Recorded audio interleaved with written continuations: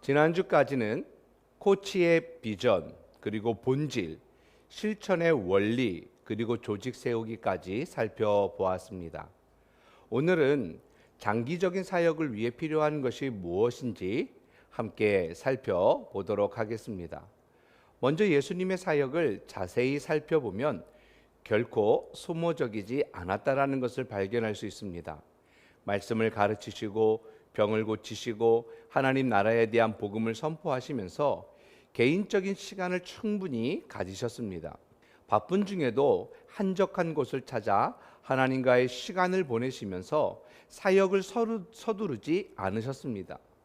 예수님께서는 건강한 리듬을 유지하는 사역자였으며 비중이 큰 사역이나 개인적인 사역 사이에서 분명한 균형을 유지하셨습니다. 코칭은 단거리 경주보다는 장거리 마라톤과 같습니다. 마라토너는 끝까지 완주하기 위해 일정한 속도를 유지하는 게 얼마나 중요한지를 알고 있습니다. 교회 안에서 사역하는 코치도 마라토너와 같습니다. 일정한 속도를 유지하며 장기적인 계획을 세우고 사역을 할 수 있어야 할 것입니다. 그렇다면 적절한 속도를 유지하기 위해 필요한 것은 무엇일까요? 첫 번째로 삶과 사역을 위한 계획의 균형이 필요합니다. 코치는 목회자만을 의미하지 않습니다. 개인적인 직업을 가지면서 헌신하는 평신도도 포함을 하고 있습니다. 따라서 개인적인 시간, 직장일, 가족, 친구와 함께하는 시간, 그리고 사역의 균형을 유지하는 적절한 일정을 짜는 것이 필요합니다. 많은 평신도 헌신자들을 보면 과다한 사역으로 인해서 쉽게 지치고 에너지 고갈로 쓰러지는 분들을 보았습니다. 적절한 속도를 유지하지 못하고 달려가다가 결국 주저앉게 되는 것입니다. 따라서 적절한 속도 유지는 장기적인 사역에 큰 도움을 주게 됩니다. 적절한 속도를 유지하기 위해서 여유 시간을 가져야 합니다. 아침부터 저녁까지 모든 사역으로 채우려는 욕심과 욕망을 버리고 여유로운 시간을 갖는 것이 필요합니다. 여유 시간은 계획에 없던 일이나 예기치 않은 일이 일어났을 때를 대비할 수 있는 마음의 안정을 주게 되고 다양한 생각을 할 수 있게 해줍니다. 가장 필요한 것 중에 하나가 그 시간을 통해서 재충전의 시간이라고 생각을 합니다. 코치는 늘 주어야 하는 입장이기에 스스로 고갈되어질 수 있습니다. 따라서 재충전의 시간이 없다면 결코 지속적인 사역을 할 수 없습니다. 운동 또는 휴식을 위한 시간을 따로 떼어놓는 것도 중요합니다.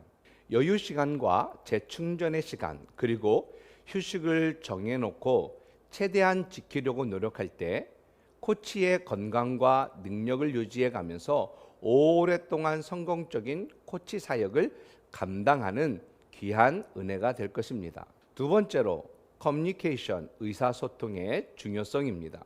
코치의 세계에서 의사소통은 코치들에게 활력을 주는 도구가 될 것입니다. 리더들과의 분명한 의사소통을 통해 사역의 목적, 그리고 계획, 비전에 집중할 수 있도록 도와줄 수 있기 때문입니다. 의사소통 안에서 서로를 깊이 알아가며 필요를 채울 수 있을 뿐만 아니라 리더 그리고 스태프와의 대화 속에서 사역의 방향을 설정할 수 있을 것입니다. 무엇이 가장 적절한 사역의 수단인지 함께 의논하고 선택할 수 있는 장점이 될 것입니다. 따라서 코치는 리더들과의 의사소통을 통해 고립됨을 피할 수 있고 비전을 완성할 수 있는 힘을 얻게 될 것입니다. 세 번째로 그리스도 안에서 성장하기 원한다면 코치도 공동체가 필요하다는 것을 인지해야 합니다. 코치는 스스로 고립을 선택하지 말아야 합니다. 이를 가능하게 하는 두 가지 해결책을 찾을 수 있는데요. 먼저 기존의 그룹에 참여하는 것입니다. 이때 코치가 가져야 할 마음은 단순히 멤버로 참여할 뿐 코치가 아니라는 사실을 분명히 해야 합니다. 그룹 멤버로서 리더를 존중하고 순종의 자세가 필요한 것이지요. 코치가 기존 그룹의 멤버로서 리더를 이해하고 다른 멤버들을 이해하는 것은 쉽지 않을 것입니다. 그러나 리더들이 어느 정도의 기술과 지혜를 갖추었다라는 것을 염두에 두고 그들을 이해하고 지지해 주어야 합니다. 또한 코치 공동체를 만들어 함께 성장할 수 있어야 합니다. 코치들만의 소그룹을 만들어서 그 사역 안에서 그들이 가지고 있는 기술을 개발하며 함께 성장하도록 도와야 합니다. 같은 위치에서 이해할 수 있는 가장 큰 장점이 여기에 있습니다. 마지막으로 물러날 때를 알아야 합니다. 이 책은 코치들이 물러날 때보다는 코치들이 가지고 있는 강한 압박에 집중하면서 그 해결 방안을 제시해 주고 있습니다. 이것에 대하여 몇 가지 질문을 던져보아야 합니다. 코치들이 가지고 있는 강한 압박이나 짐이 무겁다라는 사실을 어떻게 알 수 있을까요? 코칭을 쉬어야 할 필요가 있다라는 사실을 어떻게 느낄 수 있을까요? 이러한 질문에 몇 가지 체크 사항을 이 책에서는 제시합니다. 한번 읽어보도록 하겠습니다. 리더들과 만난 지 3주가 넘었다. 내가 하고 있는 코치의 역할을 생각하면 부끄러워지고 죄책감을 느낀다. 언제나 사역 요구가 힘에 부친다고 느낀다. 교회 스태프나 리더들이 도움을 요청하면 화가 치민다.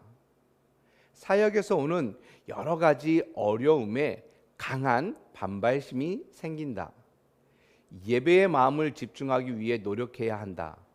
영적 훈련에 대한 욕구가 점점 약해진다. 항상 조급하며 일을 끝내기 위해 1시간만, 하루만 더 있으면 좋을 텐데 하고 생각한다. 강한 감정이나 분노, 눈물이 항상 폭발 직전이다. 이 리스트가 절대적인 것은 아닙니다. 그러나 체크되는 항목이 2 이상이라면 염려스러운 상황이라고 할 수 있고 4가지 이상이라면 위험지대에 서 있다는 신호라고 이 책에서는 말하고 있습니다. 코치들이 위의 체크리스트를 점검하고 염려스러운 상황이나 위험지대에 있다면 어떻게 해야 할까요? 혼자서 해결할 수 있으면 얼마나 좋겠습니까? 그러나 이러한 상황이라면 결코 혼자 해결할 수 없을 것입니다. 혼자 해결할 수 없다면 다른 코치나 리더들에게 도움을 요청해야 합니다. 또한 교회 지도자와 상의하고 문제들을 하나하나 해결해 나아가야 할 것입니다. 자신의 문제를 나누고 이야기하는 것을 주저하지 말아야 합니다. 모든 코치들이 이러한 문제를 가지고 있기 때문에 코치 자신의 문제를 이야기할 때 서로 공감하고 서로 힘이 될 수 있습니다. 그럼에도 견딜 수 없는 압박이 찾아온다면 사역을 잠시 중단하는 것도 좋은 길이라 생각합니다. 코치는 예수님의 방법을 생각하고 선택할 필요가 있습니다. 예수님께서 사역의 균형을 위해 한적한 시간에 하나님과 함께 시간을 보낸 것처럼 코치는 예수님과 조용한 시간을 갖고 주님께서 원하시는 것이 무엇인지 그분의 뜻을 구하며 압박과 염려에서 벗어나야 할 것입니다. 주님께서 분명 함께 하시며 여러분의 어려움을 다시 일으켜 세워 주실 것입니다. 코치의 사역은 낭만적이며 행복한 만큼 어려움도 따르게 됩니다. 관계 형성을 유지하는 일, 위기와 도전에 대처하는 일, 분명한 의사소통을 유지하는 일 등 모든 일에 시간과 에너지가 요구됩니다. 이러한 상황 가운데 어떻게 균형 잡힌 사역을 할 수 있을지, 어떻게 적절한 속도를 유지할 수 있는지 우리는 깊이 생각해 보아야 합니다. 특별히 예수님께서 유지하셨던 건강한 리듬을 찾는다면 건강하고 영향력 있는 코치의 삶을 영위하게 될 것입니다. 감사합니다.